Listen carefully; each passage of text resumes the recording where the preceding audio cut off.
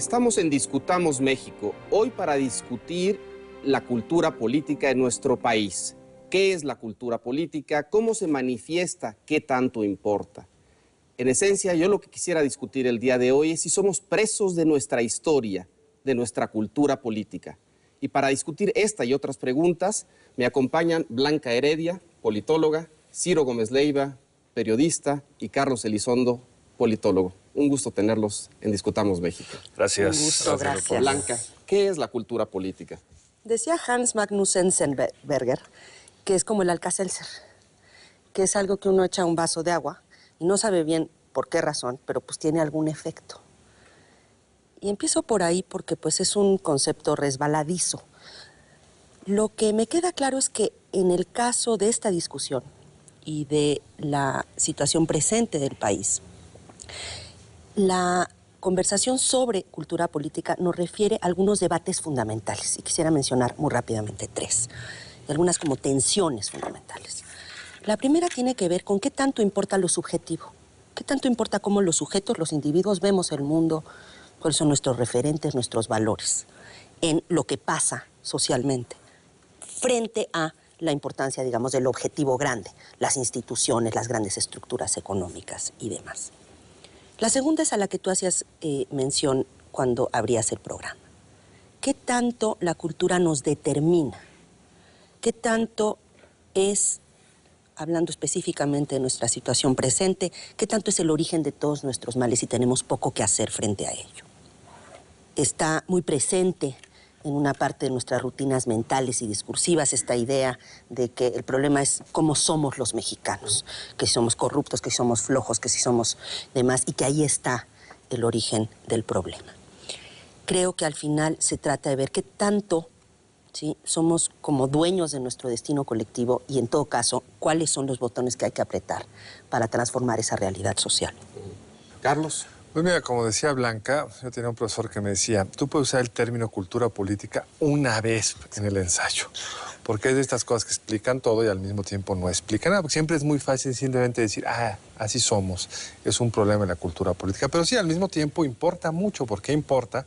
Porque también, por citar algún clásico ruso, decía que las reglas que importan son las que traemos en el corazón, las que hemos, digamos, internalizado y que de alguna forma norman nuestras expectativas y nuestros valores. Y es por ello que si tú importas reglas de fuera, las suizas a México, no nos vamos a convertir en Suiza mañana. Vamos a seguir operando de acuerdo a lo que esperamos del otro, de acuerdo a lo que nos parece que es justo, de acuerdo a lo que nos parece que es valioso, priorizando de forma distinta a la que priorizan otras culturas, otras comunidades, e incluso dentro del propio país podemos hablar que hay culturas políticas distintas. No es lo mismo lo que espera un ciudadano de Nuevo León de su gobierno, de su vecino, de su familia, que un ciudadano de Oaxaca.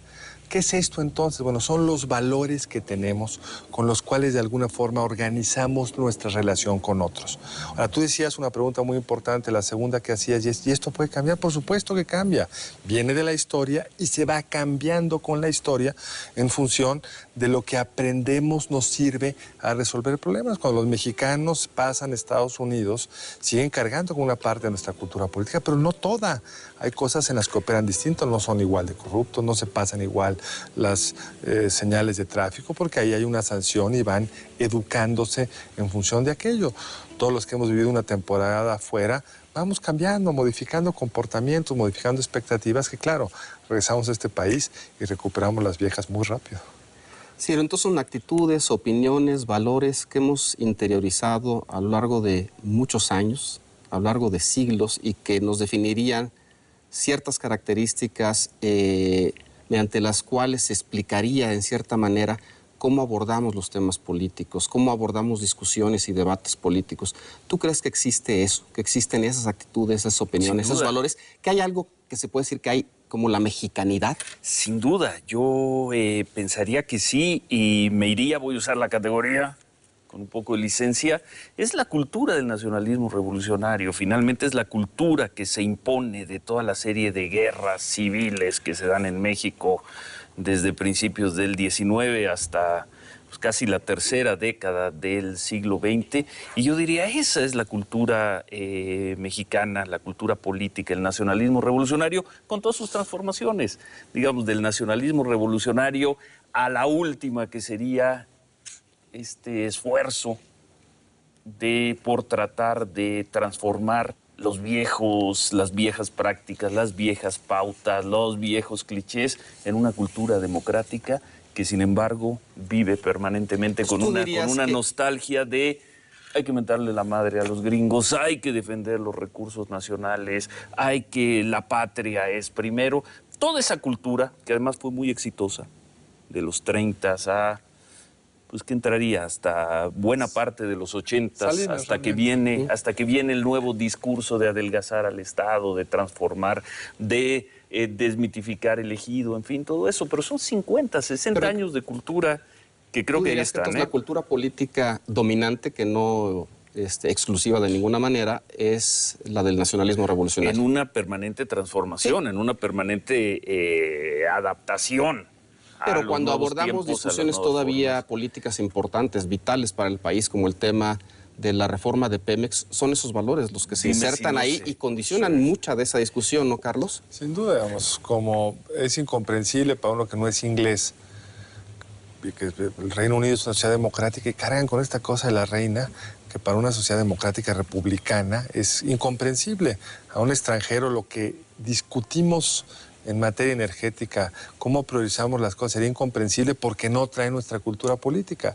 Lo que significa Pemex en nuestra retórica nacionalista, lo que significó en nuestra relación con el mundo externo, lo que significó en la construcción del Estado mexicano y por supuesto impacta. Ahora, que impacta no significa que sea inamovible.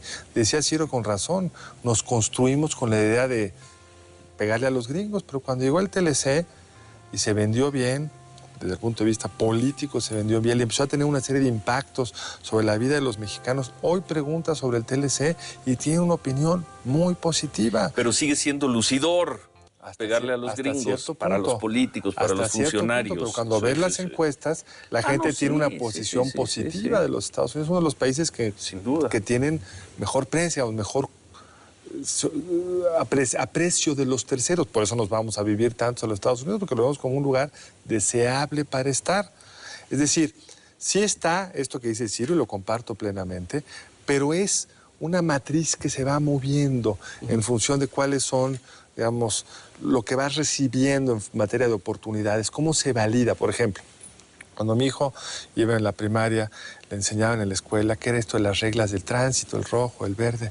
Tristemente, cuando circulas por la Ciudad de México no se validan esas reglas y bueno, tiene una cultura ya muy distinta respecto a qué es lo que hay que estar haciendo ahí en el tránsito, en la Ciudad de México.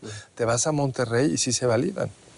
Me gusta la anécdota, me parece que da pie para una de las cosas que yo veo como una de las continuidades en esto que llamamos cultura política, el conjunto de significados, que es muy importante el tema del significado que le damos a las cosas, valores. Yo incluiría prácticas.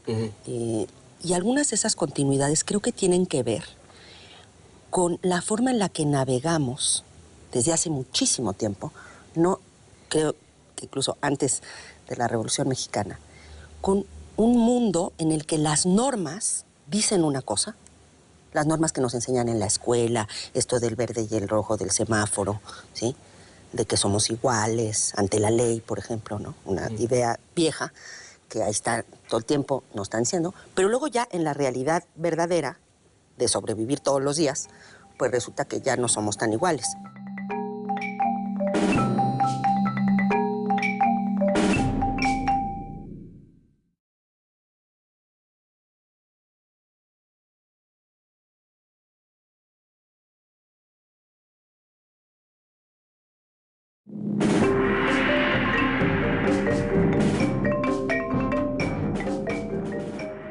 Las normas que nos enseñan en la escuela, esto del verde y el rojo del semáforo, ¿sí? De que somos iguales ante la ley, por ejemplo, ¿no? Una idea vieja que ahí está todo el tiempo, nos están diciendo, pero luego ya en la realidad verdadera de sobrevivir todos los días, pues resulta que ya no somos tan iguales. Y además, si te crees mucho de que somos iguales, pues te atropella el camión. O sea, más bien tienes como que juntarte con los verdaderamente iguales contigo, y entonces ya con tus iguales ya ves, hay uno que gestione los intereses del grupacho.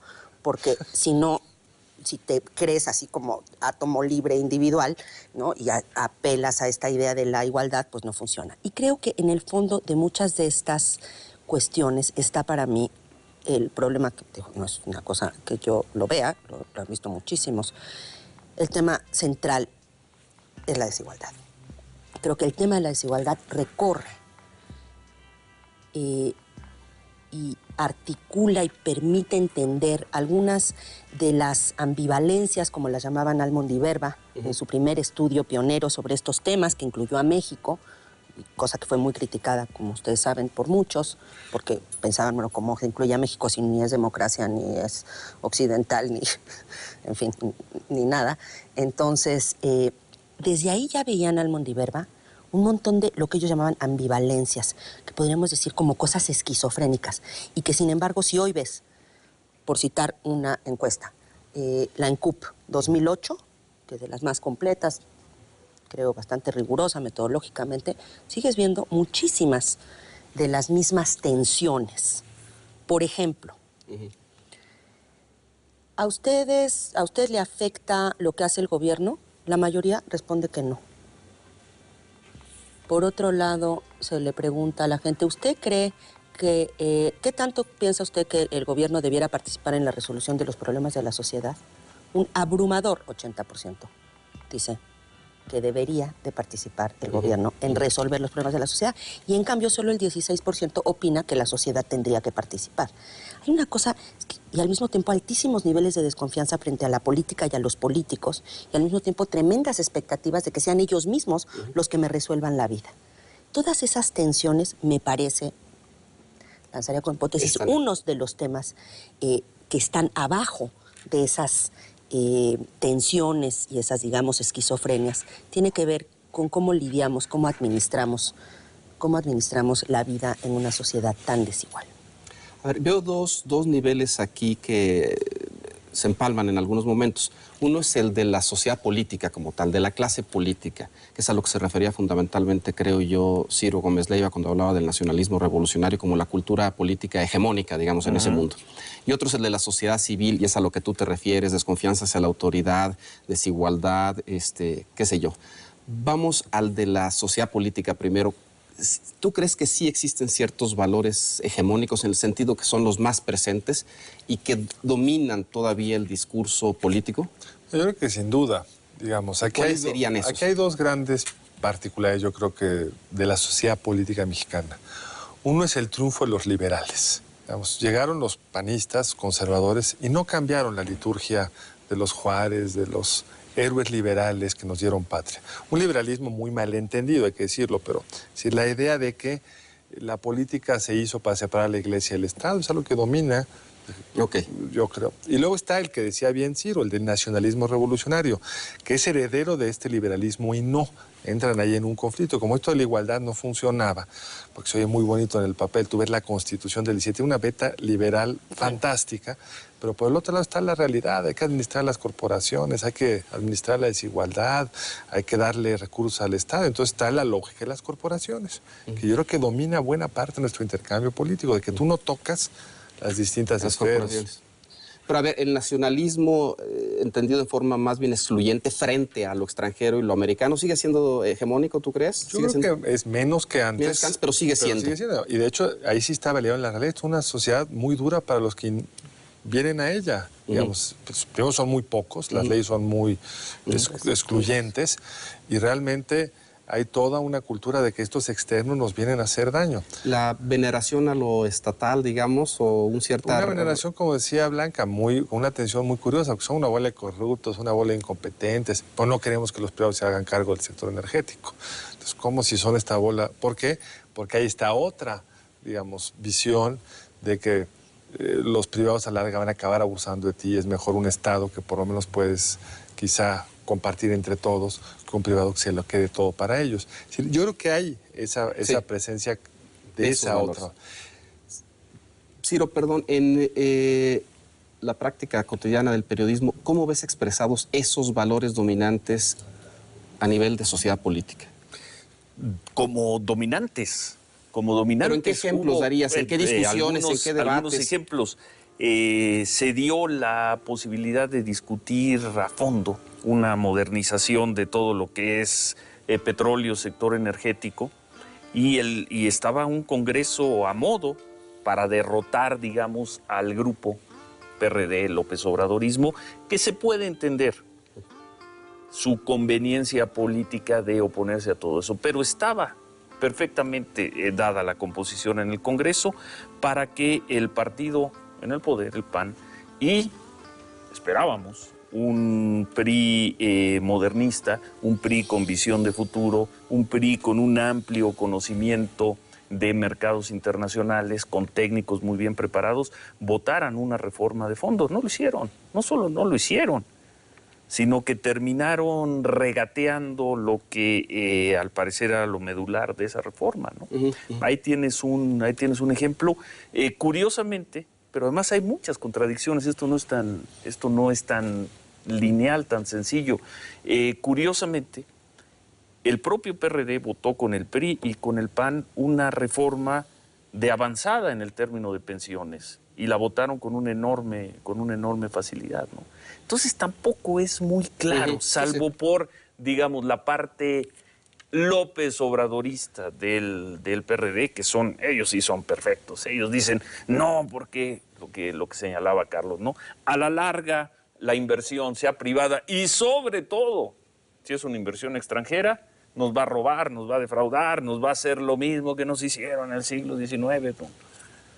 Blanca, pero luego hay muchísimas contradicciones. Te pregunto, ese nacionalismo revolucionario, esta separación de iglesia y Estado, esos valores que existen a nivel de sociedad política, que permean el discurso de los políticos, hoy están más cercanos al López Obradorismo, al priismo, al panismo, porque también decía Carlos que ya en el gobierno ha aceptado mucho de esos valores liberales, incluso de nacionalismo revolucionario, en cuestiones como de política exterior, yo diría, gobiernos panistas.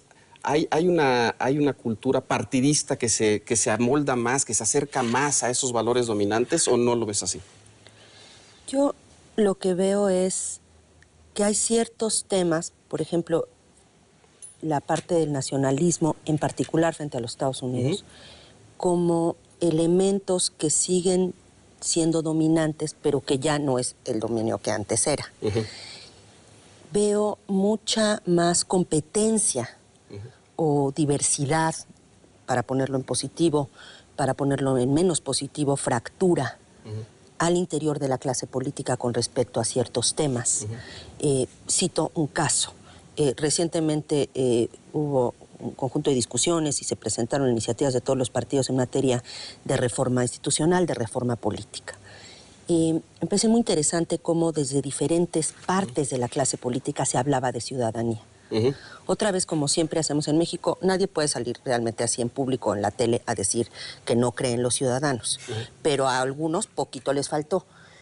Y en cambio otros salían, digamos, mucho más con la idea de sí, tenemos que defender y fortalecer. El tema de candidaturas independientes. Exacto, el tema de candidaturas independientes, de iniciativa ciudadana, en particular candidaturas independientes. Creo, por otro lado, digo, algo que me parece importante de todas maneras decir, aunque pueda parecer obvio, a veces estos discursos y estos valores hechos discurso me van sonando cada vez más huecos también, y como más desnudo el interés que hay detrás.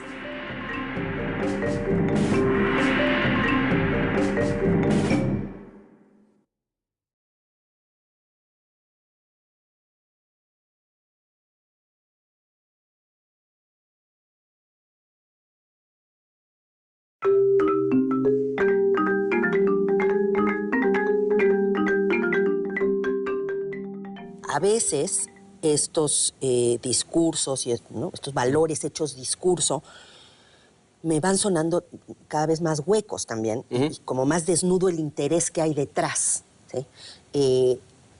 Pero sí veo más diversidad, menos un todo compacto. En todo caso, veo las afinidades de los diferentes componentes de nuestra clase política en un metanivel, que es más de aquí nosotros queremos seguir.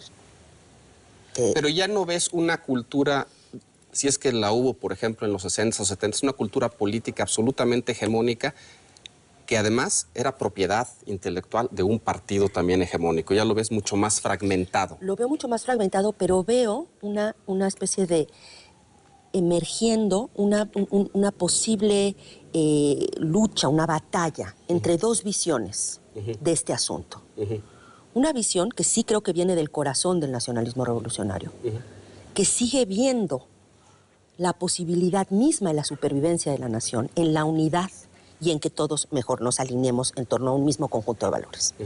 Y otra visión, la más liberal, digamos, que diría, no, podemos ser una nación, podemos ser un mismo país, siempre y cuando logremos organizar la administración de nuestras diferencias y nuestra pluralidad. Yo diría ahí dos cosas, si me permite, Leopoldo, agregando, y es una cultura de mucha simulación y ambivalencia, por recuperar el término que decía Blanca. Sí, separación iglesia-estado, pero todos sabemos que cuando venía a visitar el Papa durante el gobierno de López Portillo, lo llevó a que su madre, su tía, su hermana pudieran en lo privado cumplir con sus ritos, con sus expectativas religiosas particulares. No lo hacían públicamente, lo hacían en privado, en una frontera muy ambigua. Era el gobierno de la separación Estado-Iglesia, sin embargo nunca se atrevieron a poner como legal, que tuvo que llegar un gobierno del PAN, la llamada píldora del día después. Entonces era en un papel muy, digamos, de discurso una gran separación, pero en la práctica una relación mucho más estrecha. Pongamos el tema educación pública, hay que defenderla, pero el que puede paga la educación privada, aún estando en el gobierno, aún siendo líder sindical.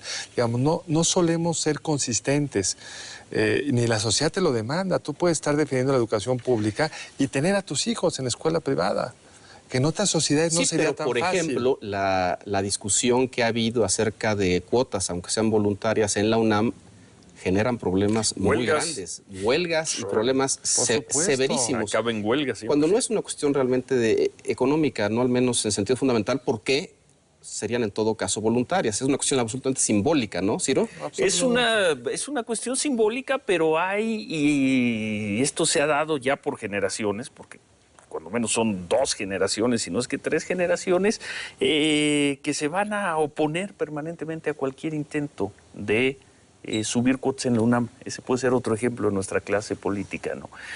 Todavía en la última huelga de la UNAM, la del 99-2000, no se aplicaban tanto las encuestas como ahora, ¿no? Pero es probable que si se hubieran aplicado, una amplia mayoría hubiera aprobado el proyecto. Aquel entonces era el rector Barnés, en el 99 fue Barnés, ¿no?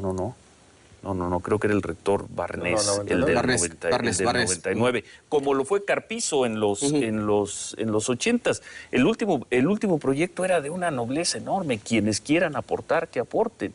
Y, sin embargo, nos encontramos de nueva cuenta con un ultra, que eso es parte también de nuestra cultura política. Los ultras, que además han tenido una gran fuerza en los últimos... Yo diría de la reforma política del 77, 79 a la fecha, son unos ultras que no negocian nada, que cada vez tienen más experiencia para actuar, tienen más habilidad y te frenan y te matan una propuesta de una enorme nobleza. Quien no quiera pagar, no pague. Quien quiera pagar, que lo haga. Y los ultras dicen no, te paran la universidad y vencen. Finalmente derrotan a la clase política plena. Pero lo que dice sí es bien interesante, son reactivos. Hay una cultura conservadora, es no le toques. Tampoco que sean ultra que estén queriendo que se amplíe la educación pública. Pero eso no era el conservadurismo, Carlos. En ese ejemplo, yo te diría el pensamiento conservador te discutió, te trataron de llevar el tema de ingreso. Pero tienes razón, en el sentido estricto de la palabra, literal, no político. Sí. Es que no cambien las cosas. Ultraconservadores. Sí, porque existen los conservadores que debaten y los ultraconservadores. No cambiar. No cambiar. Y donde las cosas se atoran es cuando las tratas de cambiar. Mientras no las toques, a nadie le importa. Aunque la educación pública como tal sea un desastre y la gente esté yéndose a educar en las privadas, que no consigan trabajo muchos de los que egresan de las instituciones, no importa. Trátala de mover y entonces salen todos esos. Blanca, tú que manejas encuestas y conoces los datos, a nivel ya de sociedad civil, ¿qué valores ves ahí dominantes o al menos te saltan que valga la pena comentar? Así de bote pronto te diría... Yo tengo uno que te puedo decir de tus encuestas que tú manejas. Esta reacción creo que cada vez más negativa hacia la democracia. Este sentido de que la democracia no resuelve problemas, había la expectativa de que sí, y cuando se pregunta si estarían dispuestos a sacrificar ciertas libertades o sacrificar algo de democracia por resultados económicos, pues un porcentaje importante de la gente dice que sí. Sí, de todas maneras sigue siendo mayoría la que dice que no sacrificaría las libertades. Ha venido decreciendo en el tiempo, pero otra vez ahí vemos el tema de las ambivalencias. Por un lado, un porcentaje muy importante de los mexicanos encuestados dicen valorar mucho la democracia en abstracto. ¿Es la democracia la mejor forma de gobierno? 60% más o menos opinan que sí. Y luego ya se les pregunta sobre el funcionamiento concreto y ahí sí ella empieza a saber muchos problemas. Por no hablar de ya desempeño de autoridades e instituciones concretas, en donde sí la cosa ya empieza a desplomarse de mala manera. Creo que hay, si yo tuviera que decir un problema, es el problema de la responsabilidad. No, que creo que es compartido, o sea, sociedad civil, sociedad política, sociedad toda. ¿Sí? Hay una enorme dificultad, creo, de la historia de la que venimos, de las instituciones y prácticas concretas con las que hemos lidiado, con lo que nos ha tocado lidiar, de que cada quien asuma un poco de lo que le toca. O sea, como que veo una primera reacción siempre de que es culpa de otro, eso. Es culpa de otro y alguien más lo tiene que resolver. Sí. Exacto. Que es una cuestión de paternalismo también acendrado que viene del nacionalismo revolucionario, ¿no? Creo que fue súper funcional al nacionalismo revolucionario. Otra que veo y que también fue, creo que funcional al nacionalismo revolucionario, aunque creo, no sé, ese lo veo todavía más complicado, que es otra de las tensiones como profundas que veo y que tienen mucho que ver con cómo encarnaron algunos de estos valores en la forma en la que educamos. Veo una tensión tremenda entre la realidad y lo que yo creo, pienso, o sea, y sobre todo lo que la autoridad me dice que es. Un ejemplo de un dato que a mí siempre me ha producido como escalofrío. En un estudio que se hizo sobre la enseñanza de la ciencia en México, se observó que un altísimo porcentaje de los estudiantes, creo que eran de secundaria, eran de primaria, peor, más temprano, experimentaban lo siguiente en el salón de clase de manera sistemática en sus clases de ciencia. Por ejemplo, se les presentaba el vasito aquel con el algodón y los frijolitos, ¿verdad? Que todos, bueno, no sé si ahora todavía lo sigan usando. Todavía. El de la germinación. El de la germinación. Y entonces se lo enseñaban y les decían a los niños, ¿está germinando? Y no estaba germinando, porque algo había pasado, porque no había pasado suficiente tiempo, lo que sea. Los niños se quedaban callados y esperaban la respuesta del profesor. Profesor mata realidad, mata sentidos. Me parece que ahí hay una fractura súper fuerte. O sea, lo que me dicen mis sentidos es menos confiable y cierto como cosa que me permita navegar en el mundo que lo que dice la autoridad.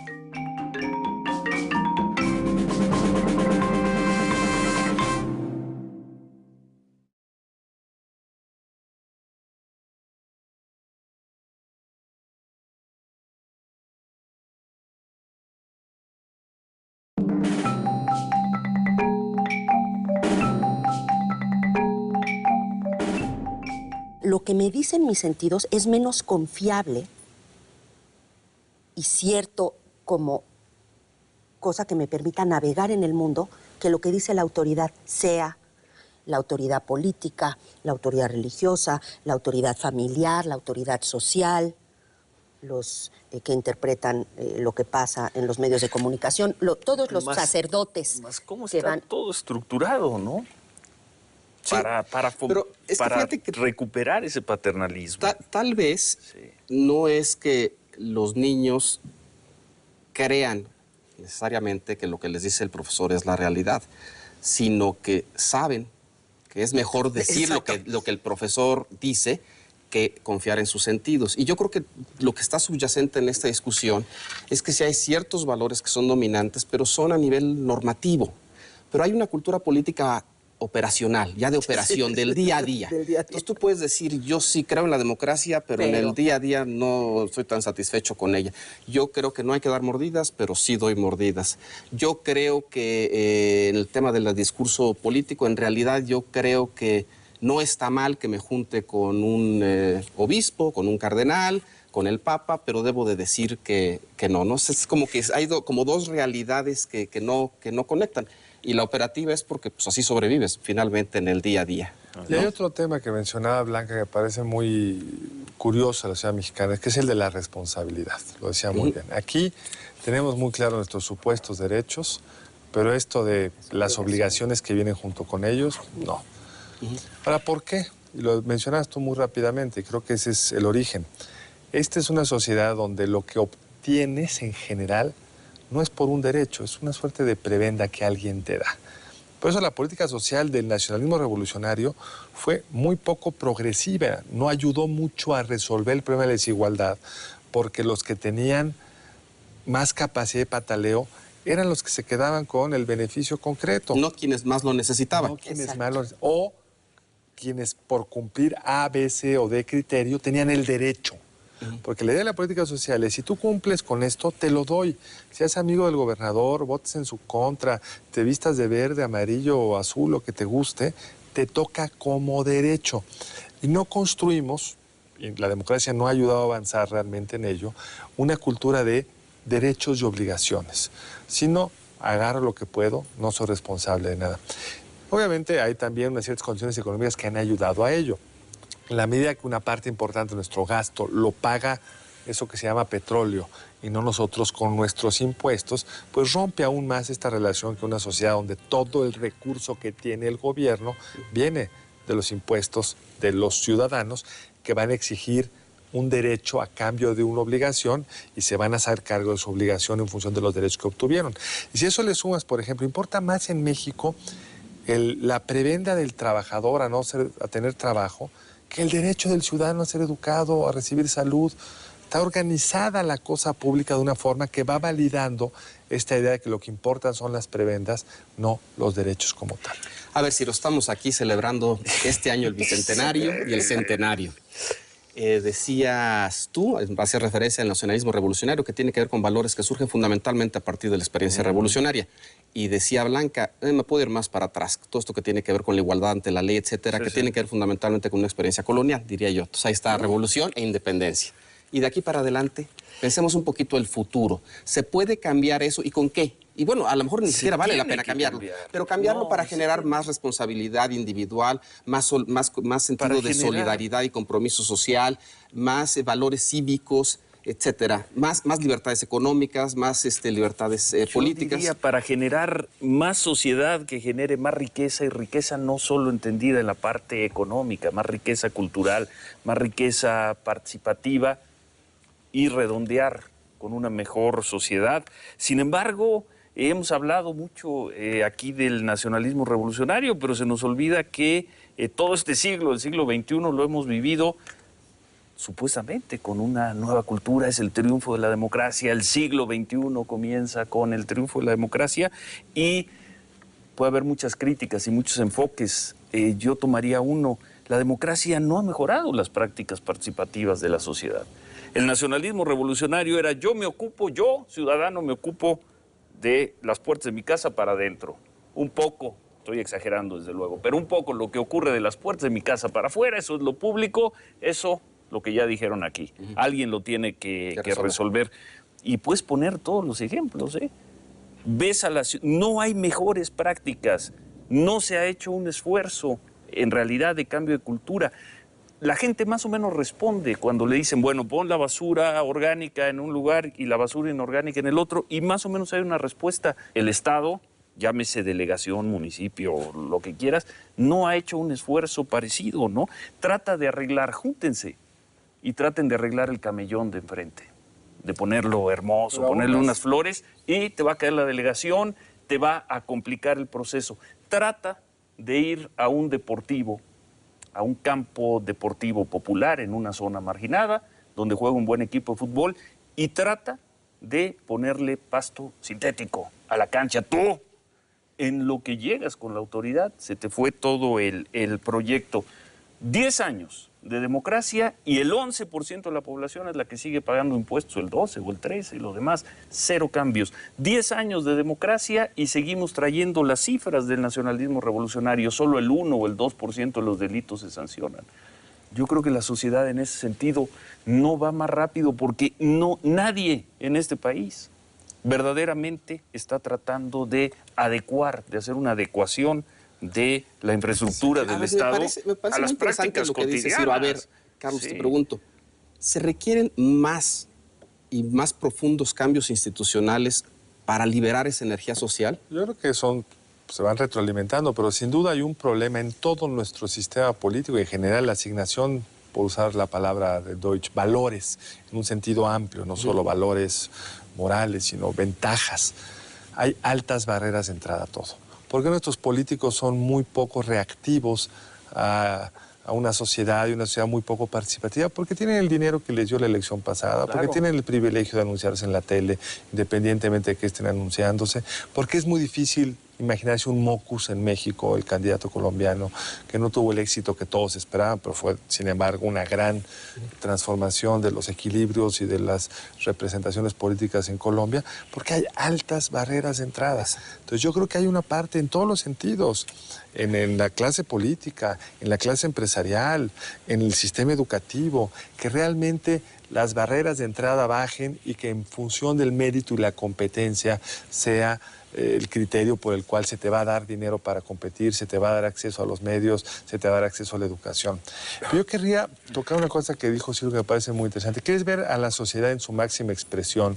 Y ahí no hay gobierno que te obstaculice, no es el camellón de enfrente de tu casa. Hay la junta de condóminos, donde estás para organizar el bienestar de tu propiedad y de tus vecinos. Y es una cosa de falta de participación, de no pago, de no colaboración. Y también llena de ultras. Y llena de ultras que no quieren cambiar nada. Reglas no siempre óptimas. Tú vas a una junta de condóminos en otros lugares y las reglas están del lado de la mayoría. Aquí no, la minoría te puede vetar cualquier cosa. Es decir, es una sociedad que no participa en general y no participa porque no ha sido rentable hacerlo, porque hay mejores mecanismos para resolver tus problemas. Entonces, viendo hacia el futuro, tiene que haber cambios a nivel, digamos, de estructuras que detentan el poder desde arriba en el sector empresarial, en medios de comunicación, no sé, obviamente en la clase política. Y en ese sentido hay que romper esas estructuras y introducir figuras, por ejemplo, como la que tú mencionabas, de candidaturas ciudadanas y otros mecanismos de esa naturaleza. Pero también tiene que haber un cambio desde abajo. Ese es lo que creo entender de lo que dice Carlos. ¿Cómo la ves, Blanca? Yo creo que los momentos de crisis, y hay algo de crisis en lo que estamos viviendo, son muy buenos para el cambio. Porque también, refiriéndome a algunas de las cosas que han dicho tanto Ciro como Carlos, ahorita Carlos mencionaba la palabra rentabilidad, yo estoy convencida que mucho de esto que llamamos cultura política, que son como rutinas mentales de interpretación, referencias, etcétera, pues se mantienen, como ocurre a nivel individual, mientras es rentable, mientras son útiles. Cuando ya resulta que ya no son útiles, pues ya uno se va ajustando o te mueres.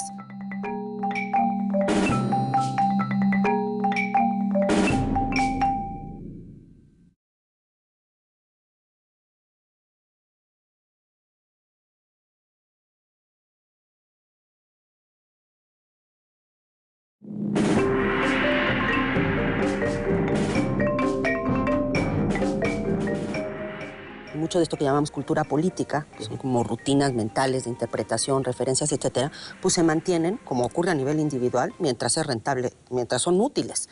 Cuando ya resulta que ya no son útiles, pues ya uno se va ajustando o te mueres, ¿no? Entonces, sí conviene recordar que sí son útiles mientras sigan siendo útiles. Y creo que el problema, para citar a Gramsci una vez más, como creo que todos los días se cita, o sea, sí creo que estamos mucho en eso de que ese viejo orden que no acaba de morir y el nuevo que no acaba de nacer.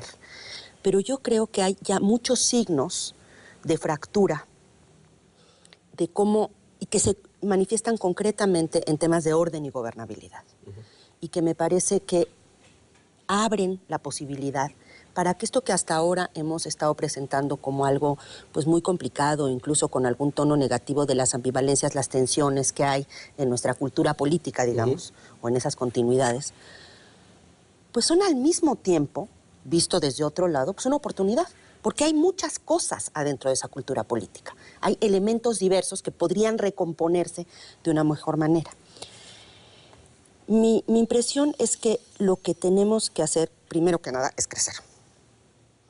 O sea, si no hay crecimiento económico más potente, llevamos 30 años con tasas de crecimiento realmente muy, muy bajas, y eso no está bueno. No es un buen piso eso para que ni nada cambie en sentido muy positivo, ni se puedan ir arreglando las propias tensiones que produce el movimiento y el cambio. Entonces, primera punto de la orden del día como país, diría yo, es crecimiento económico. Agregaría además, pensemos de manera abierta, desde luego ahí está una posible vía, todo esto de la competencia y el libro de texto de micro 1 y macro 1, pero también hay otras maneras. Otros países también se han puesto de acuerdo los diferentes actores y han logrado impulsar crecimiento, en fin. Pero acá el problema es que ni nos vamos por el lado de vamos a crecer por la vía del libre mercado, digamos, pero tampoco hacemos política industrial, o dicho de otra manera, nos ponemos de acuerdo los grupos empresariales, que tendría que tener alguna ventaja, que sean tan pocos, con el gobierno. Entonces, ni una cosa ni la otra. Creo que ese sería para mí el punto número 1 de la orden del día, que permitiera generar las condiciones de cambio en la realidad, esa que hablábamos antes, ¿no? En la que opera la cultura política verdadera, más allá de las normas y las simulaciones a las que nos obliga la brecha entre ambas. Creo que eso es fundamental. Y yo, la verdad, soy optimista. Veo elementos que me permiten, más bien que me dan esperanza. Veo cambios demográficos muy importantes que están, creo, y van a seguir empujando cambios. Voy a decir uno que es muy obvio, las mujeres. O sea, la participación creciente de las mujeres en el mercado laboral formal, su participación creciente, todavía muy insuficiente en muchos ámbitos de la vida nacional, pero bueno, ¿no? Es un tema que hace 50 años pues no estaba, hace 20 no estaba.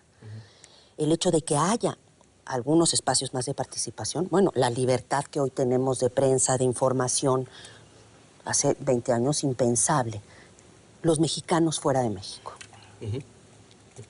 Y cómo son estas redes densísimas, que no salen en los periódicos ni en los noticieros, pero que están influyendo en la vida de millones de personas y de comunidades en México, transmitiendo prácticas, significados distintos, recursos. A ver, una cultura política más moderna implicaría mayor sentido de igualdad, mayor sentido de responsabilidad individual, mayor participación política. Laicismo también sería un aspecto de la modernidad. ¿Vamos en el sentido correcto, como dice Blanca? Yo creo que una pasmosa lentitud, y ciertamente teníamos tantas expectativas de la democracia del 2000, de lo que significaba el romper una parte de estas barreras de entrada, que en la mesa ha dominado un sentido de frustración. Pero hay que ver toda la parte positiva. Logramos la transición política sin violencia. Sí, que no es un dato menor. Las sociedades normalmente, las transformaciones cuestan mucha sangre, ha sido nuestra historia. Estamos celebrando en los bicentenarios 2 actos violentísimos que tuvieron unos costos sociales y de otro orden gigantesco. Entonces, hemos aprendido a negociar y a resolver, a veces con esta cultura del consenso absurda, pero hemos sido capaces de resolver conflictos que para nuestra historia ha sido particularmente no violento. 2, yo creo que esta riqueza que vemos en las entidades, todos nosotros creo que somos chilangos y nos educamos aquí en esta ciudad y allá afuera no había nada. Ahora hay espacios de oportunidad que antes no existían. Son ciudades que Querétaro, que le ha ido muy bien, cuando pues, era un pueblo ahí rumbo a McAllen, cuando éramos chicos, digamos. Hay ahí todo un cambio en la... Por eso nos odian, ¿ves? En la geografía. No, pues estoy siendo muy generoso. Yo nunca dije eso, Sí. No, porque es mucho más política sí ves cambios que alimentan un cierto optimismo. Yo creo que sí. Para concluir también, Ciro, ¿qué ves que te dé optimismo en estos cambios a lo largo del tiempo? Muchas cosas. Yo sí sigo creyendo que se va a imponer esta cultura de mayor participación. Yo sí creo que hoy hay no la capacidad para resolverla, desde luego, pero sí hay un claro sentido extendido de que este país no viera a ningún lado con esta desigualdad. Coincido con Blanca, un cambio demográfico que nos permite pensar que este país va a tener una planeación, la cual no hemos tenido en los últimos años. Yo creo que está esa cultura. Nos tenemos que levantar. Hace falta la llegada verdaderamente al poder de otra generación. Esta generación que ha tenido el poder en México en los últimos 20 años, 15, 20 años, creo que es una generación que ha fracasado terriblemente. Y bueno, pienso que todo eso se va a dar, se va a acoplar con mejores prácticas cotidianas y coincido con quienes dicen que este puede ser un gran siglo para el país, así sea o así lo diga a partir de puros buenos deseos. Y finalmente, Blanca, tú introdujiste el tema del optimismo. Un pensamiento final sobre esto. Mira, yo creo que de verdad está en nuestras manos. Y creo que el tema de la responsabilidad es central. Si yo tuviera que apostarle a algún tema, y creo que además puede ocurrir en todos niveles, y debiera ocurrir en todos niveles. Y ahora sí que podemos empezar desde ahorita, cada uno. Así como, ¿no?, en el documental la cuestión ecológica, que ahora se me va su nombre, importantísimo, que te daba ya cuestiones concretas de que cambia los focos y cómo puedes tú contribuir a que no haya calentamiento global. ¿Cómo podemos contribuir como en concreto? Todos podemos hacer una diferencia. Todos podemos hacer la diferencia, en concreto haciéndonos un poquito más cargo de nuestra responsabilidad en lo que nos ocurre. ¿Y cuál es, me parece, el premio más inmediato? Bueno, la gozosísima libertad que te da. Es la condición de la libertad. Y creo que lo que está cada vez más claro es que el viejo sistema en donde no ser responsable pagaba, porque había una especie de nobleza obliga a la mexicana, en donde el patrón se ocupaba, ¿no? Pero ahora los patrones andan rete desentendidos. Entonces, pues mejor nos vamos haciendo cargo cada uno de los nuestros y yo creo que empezamos a aquilatar más, que en la medida en la que sí empezamos a abrirnos más opciones concretas, ¿no? Y nos sentimos menos víctimas, vamos a estar menos enojados, vamos a poder generar más riqueza, que me parece. Eso del enojo me tiene muy preocupada. Creo que de verdad hay como un enojo colectivo. Está la desilusión, pero lo que me preocupa más es el enojo. Pero ya estás metiéndote a la visión pesimista otra vez. Nos quedamos. Yo creo que démosle vuelta al enojo. Yo creo que abajo del enojo hay miedo. Reconozcamos que estamos frente a un territorio incierto, incertidumbre, pero frente a esa incertidumbre, como ya ahorita mismo, hasta donde yo veo, ¿no?, nuestros diferentes patrones de las diferentes corporaciones a las que pertenecemos, pues andan en otra cosa, se fueron de vacaciones a algún lado, entonces mejor ya hagámonos cargo y seamos más libres. Bueno, pues muchas gracias Carlos, muchas gracias Ciro, muchas gracias Blanca, y muchas gracias a usted por habernos acompañado en esta misión de Discutamos México. Gracias.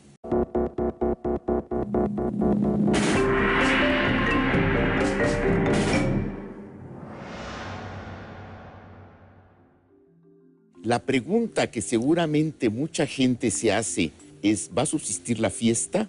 El toreo tiene una raíz todavía más dramática, porque además está jugando la vida un hombre ante un animal al que no se puede programar y en cualquier momento te puede herir o matar. Que exige el público que el protagonismo sea real. Tenemos que preocuparnos en México mucho porque el toro sea más bravo. Es una educación para la vida. La muerte existe. Es lo único de lo que estamos seguros, que nos vamos a morir, ¿no? No es lo mismo que la gente diga, oye, no, a mí la fiesta no me gusta por esto, por lo otro. Tienen todo el derecho. Pero la prohibición ya es un asunto que autoritario, rebasa. Claro. ¿Cómo? Autoritario. Autoritario. Claro.